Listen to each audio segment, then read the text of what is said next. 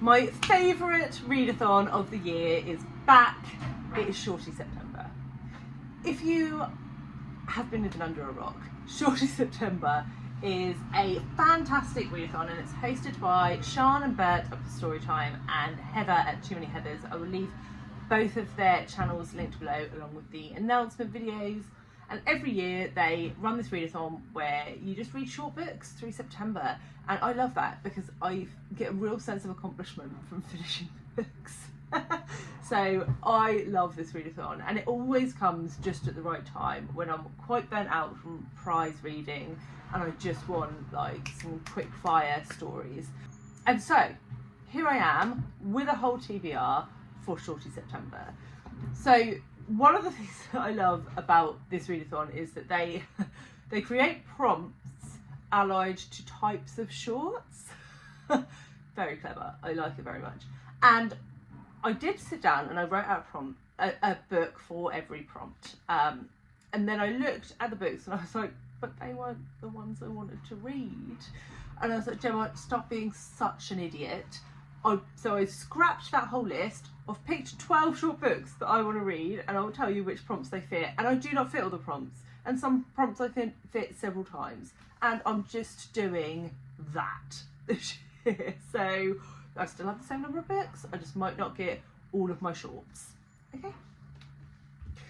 So the first book I have for you is a book that I don't think I've heard many people talking about, but it is on my Kindle of Dreams, and that is The Pleasure Marriage by Tahar Ben Jelloun, translated by Rita Nezami. And this explores the sort of intolerance, and desire for interracial marriages with the backdrop of Moroccan society. And we follow a guy who goes away on a business trip, and he enters into a pleasure marriage, which is like a temporary marriage, which is allowable by Islamic law. But he falls in love with this woman that he enters pleasure marriage with, and she then comes back into his home with his wife and children, and we see the ramifications of that. It sounds like such an interesting look at culture and marriage, and yeah, just all of the things. This ticks all of my boxes, and it's translated, so yes. And that one is 160 pages, and if I were going to assign it to some shorts, I would assign it to the summer cookout shorts, which are shorts where you pair a book with a food, and so I would pair that with some lovely Moroccan food, mayhaps a nice lamb tagine. Next up, I have another translated book, and that is Idle Burning by Rin Usami, translated by Asa Yoneda. And this got quite a bit of buzz last year, and it's all around this whole like toxic fandom idea. And we're following a young girl who is a blogger of a famous K-pop star, maybe, in Japan, or J-pop. Is it J-pop in Japan? I don't know. I'm not down with the kids. We'll just say pop star. And it comes to light that perhaps he assaulted one of his fans, and we sort of see her sort of in a turmoil as this god creature that she has created is perhaps not as godlike as she had hoped. And that one is 144 pages, and would also fit the summer cookout shorts, but would also fit the Rockstar shorts, where you pair it with some music. So I'm guessing some like Japanese pop music would be a good pairing for that. The next one I have is yet another translated book. I have a lot of translated books, it appears, on this TBR, and that is And Every Morning the Way Home Gets Longer and Longer by Fredrik, Backman, translated by Alice Menzies. And this is supposed to be absolutely devastating. It's only 97 pages. All I know is that it's about a man, like an elderly man, who is losing his memories, and it's supposed to like emotionally destroy you. So we'll give that a go. And this would fit the leopard print shorts, which is a book that you've seen someone reading out in the wild, because I saw Kit, when she still created videos, she did a vlog where she read this, and it it destroyed her, and I've been wanting to read it ever since. It would also fit the prompt of zip-off shorts, zip-off trousers, for a book with a title that could be shorter, because that's quite a long title. And next we have Siddhartha by Herman Hesse, again translated, this one by Hilda, Rosher and Zignantas, Ardickas. Anyway, this is a classic. Most people will have heard of this. It's about a man who sort of gives up the riches and affluence of his life to go and find a more fulfilling life of spirituality, I believe. Only 152 pages, and would also fit the half and half shorts, which is a book and a movie. The fifth book on my TBR is Pet by Akwaeke Emezi. I feel like I'm one of the only people in the entire universe who hasn't read this book. It's 208 pages, and it's about a girl who discovers a monster in her town where the grown-ups are adamant that monsters don't exist anymore, and it's about like the denial of adults and what that looks like through the eyes of a child, I believe. So yeah, really excited for that one, and that would fit new metal Bermuda shorts, which is like a hybrid genre. It's children's, it's a bit literary, it's a bit horror, it's a bit fantasy.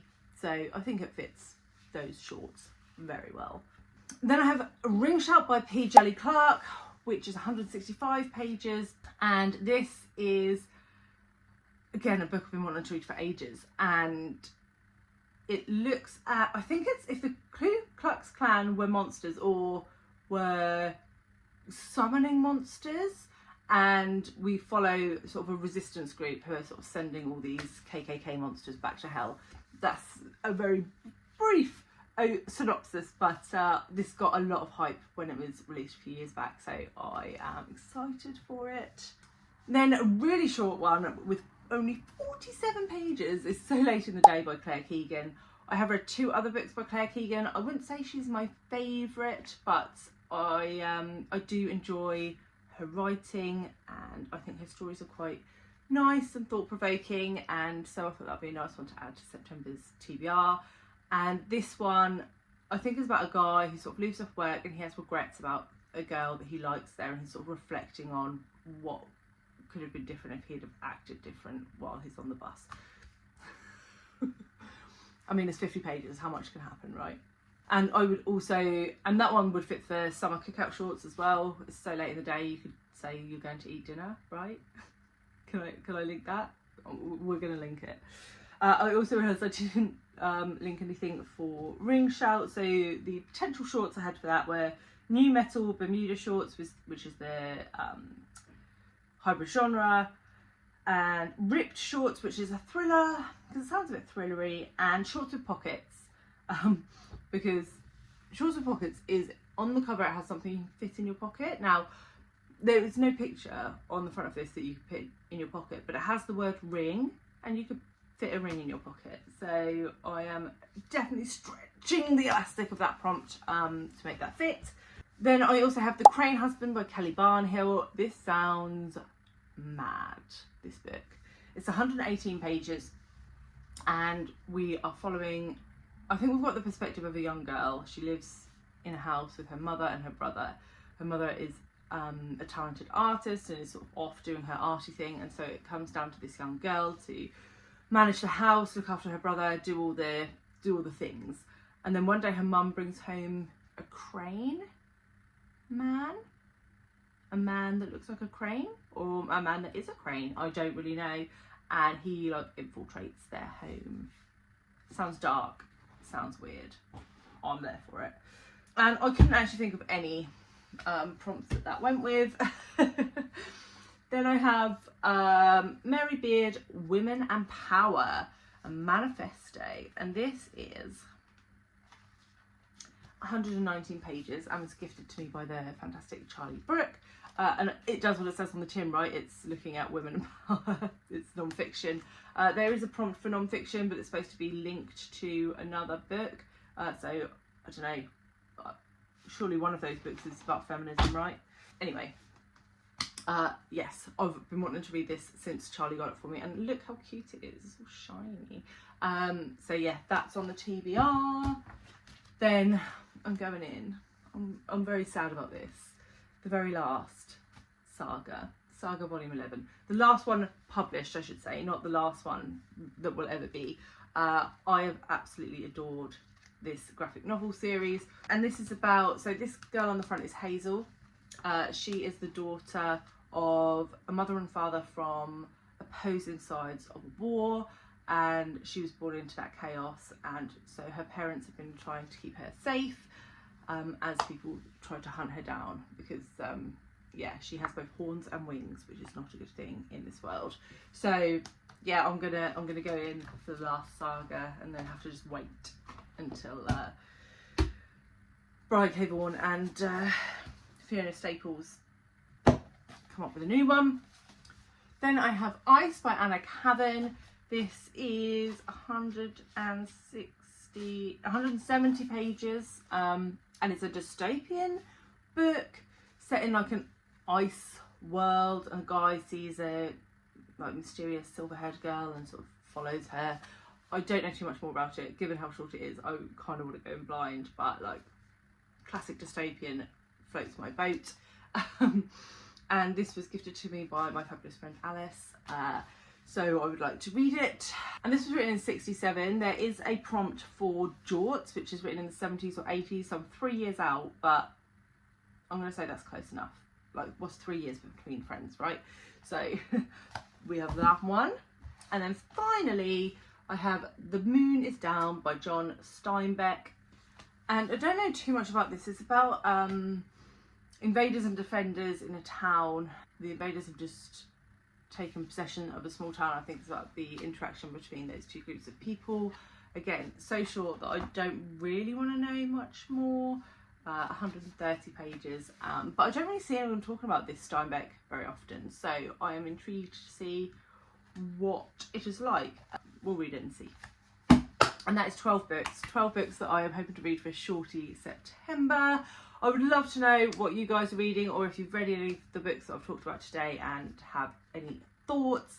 And yeah, I will be back with my standard TBR in a couple of weeks, and if you are interested in seeing how much further I overcommit on my TBR, then subscribe, stick around. And if you want to see the books that were on my Shorty September TBR last year, I'll leave that video here, and I'll see you all very soon with another one. Bye guys.